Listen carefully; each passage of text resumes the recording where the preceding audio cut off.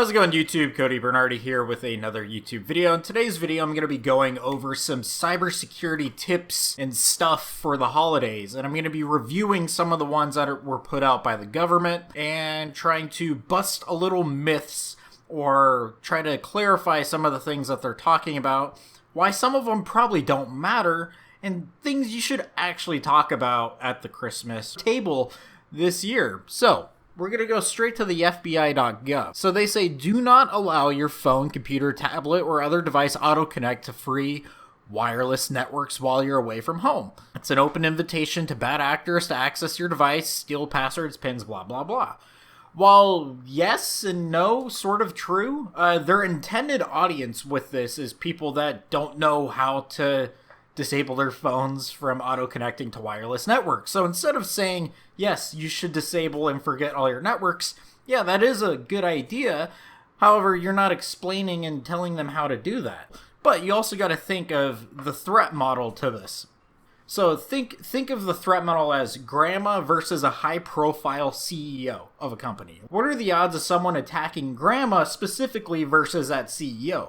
Grandma, if you're watching this, you're probably fine leaving your phone as is. No one's going to be outside of our house doing an evil twin attack against your cell phone. So I think you're fine there. If you don't need to connect to a public hotspot, such as at an airport or hotel, make sure to confirm the name of the network and exact login procedure. Your goal is to avoid accidentally connecting to a fraudster's Wi-Fi that they try to make look legit. Again, this goes back to evil twin attacks. Now, yes, the threat model at an airport is a little bit more likely than someone going outside of your home and trying to spoof your wireless network. But even then, there's built-in procedures to prevent things like this from happening, man-in-the-middle attacks. If you connect to a delegitimate wireless network and you try to connect to google.com via HTTPS and someone's trying to snoop that traffic, you're not going to be able to connect to google.com. There is a secured connection with SSL and TLS. So a downgrading attack is very unlikely. There's only one that I could think of as a poodle attack, but even then, like with modern browsers, you're fine. Connect to the wireless network at the airport. The most someone can do is sniff DNS traffic, and even then, you could do DNS over SSL, but grandma, you're fine. Everyone knows you're going to fucking Google. If you absolutely have to use an unsecured hotspot, avoid doing anything sensitive like accessing your bank account. A hacker would love your user ID and password. Don't give it to them. Again, bullshit. You're using TLS. They can't see that. You're fine. TLS, you're fine. The only way they can really get that is if that bank somehow miraculously passed PCI pen tests every year, only using HTTP and storing their credit card and stuff information in plain text. Yeah, sure. But, I mean, like, this video you're watching right now, every single one of you is watching it via HTTPS. And I don't think there is a single bank account, and correct me if I'm wrong, I don't think PCI allows any sort of sensitive connections to any website via HTTP. So again, stupid. Related to the above point, using your own secured hotspot from your phone is generally a better option. Sure, I mean, you control what's on the network. If you have, your hotspot, let's say hypothetically someone cracked the WPA2 key or whatever kind of key you have and they start downloading CP, that's going back to you. So yeah, again, use your own hotspot if you have to. Like, limit the attack surface. If you have guests stay at your home, considering setting up a separate Wi-Fi account for them. That way, if they are running unsecured devices on your network, you can segregate their vulnerabilities from your sensitive data. Really, FBI? You're going to expect grandma and grandpa to make a fucking segregated network. If someone comes into your network with shitty, if they have MS-17010 or some bullshit malware, if you keep your stuff up to date, you should be fine. But this is kind of a good point, but again, it goes back to that first point where they don't really talk about how to do that, and their intended audience is not going to know how to do this. But introducing infected devices into your network is just not a good idea in general. But again, disable location services, including the use of social media accounts. That's good. I mean, that tell people where you are. That's a very good point. The holiday seasons is like a is a dream for people stealing shit. I mean, you see it all the time. Porch pirates, people stealing boxes, but you also got to think, when you get this brand new fancy TV and you throw your box outside, if I am, looking to burglarize people's homes and I see, oh, this person has an 80-inch 8K TV in their home because they put the box outside, yeah, I'm busting your fucking door down. So, yeah, just be cautious. If you have really expensive things that have boxes and you're throwing them out, just take it straight to the dump. Don't be like that. And also, don't say you're in Pittsburgh, because if, that's a public profile and I know you're in Pittsburgh while your house is in Seattle, I'm busting your door down too.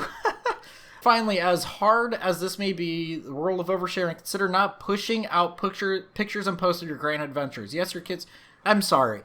Take pictures, share them. You are fine. Share them when you get back home. Take pictures, post them online. And if you're going to do it when you're away from home, know who your friends lists are, like who's on your friends list, and just lock it down. Make it friends only can view it. Don't make it public.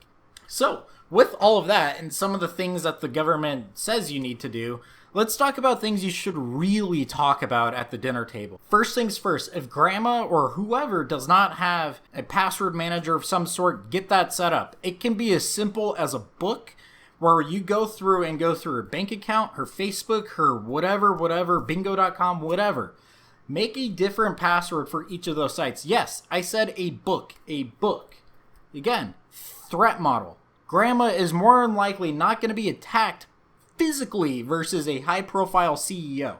So that book and making different passwords prevents a very prominent threat to people's accounts, which is called credential stuffing. And credential stuffing, all it is this account gets breached over here with this email address and this password. They just take that and try it in different websites. So if you make a different password for different websites, you have now mitigated the threat of credential stuffing. So yes, a book. A book is fine. That's easy for grandma, or I hate using the word grandma. It's so fucking ageist. Sorry. Whoever you're working with, a book is totally fine. Another thing is two-factor authentication on critical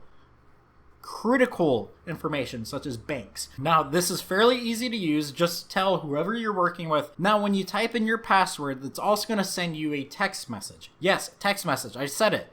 SMS 2FA is bad. No, it's fine. Again, threat model. No one's going to be SIM swapping grandma unless they're a high profile CIO. Then don't do SMS, because Jack Dorsey earlier this year got pwned through SIM swapping. And then again, like they kind of talked about earlier, just be aware of your surroundings in person and online. Don't overshare. If you're in the Bahamas and you're posting on a public profile that you're there and your house is thousands of miles away, just don't do that. Just be aware. Yeah. So anyways, that's it for this video. I hopefully I didn't trigger too many people. I know I said some things that kind of go off the norm of what they teach everyone in security, like FBI and Army's putting the stuff out. You're fine with a lot of this stuff. You can connect to Starbucks Wi-Fi. If you're using SSL and all that to connect to stuff, you're fine. You don't need a VPN. Again, you don't need a VPN. I made a whole video on why you don't need a VPN to connect to the internet, just to connect to the internet. If you're trying to access something that's country restricted, like a sports game in the United Kingdom, yes, obviously get a VPN. But if you're just trying to connect to your bank account and you're at Google or Google Starbucks or fucking Starbucks, you're fine. You're fine. Anyways, that's it for this video. Thank you for watching.